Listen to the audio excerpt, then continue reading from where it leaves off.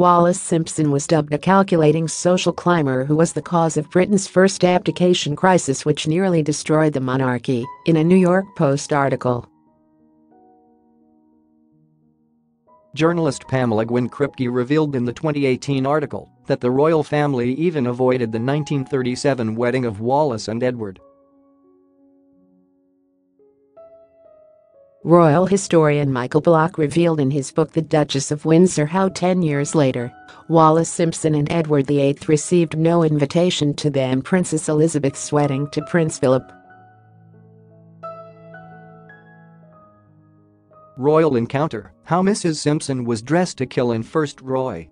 How first meeting with Harry mirrors Mrs Simpson's with Edward. The 2007 biography claims the Windsors received no invitation to the wedding of Queen Elizabeth II and Prince Philip in November 1947, which confirmed that they could expect to be cold-shouldered by the royal family in England for the foreseeable future.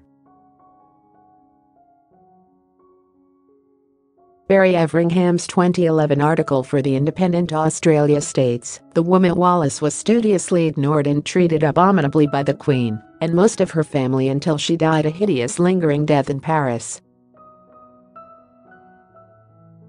He added, she was then given a semi-royal funeral at Windsor Castle, during which the name of the dead Duchess was never once mentioned.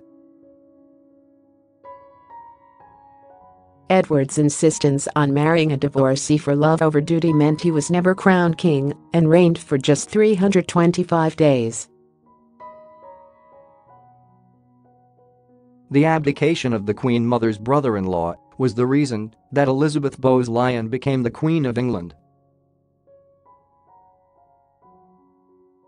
Royal biographer Andrew Morton's 2018 book Wallis in Love claims Wallis Simpson was simultaneously ostracised by society and hounded by the press following the abdication.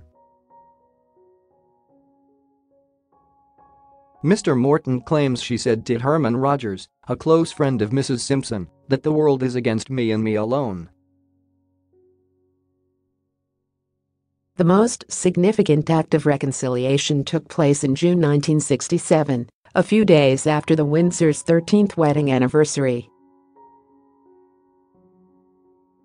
Historian Michael Bloch explains that Wallis and Edward accepted an invitation from the Queen to attend the unveiling of a memorial to Queen Mary at Marlborough House, her former London residence.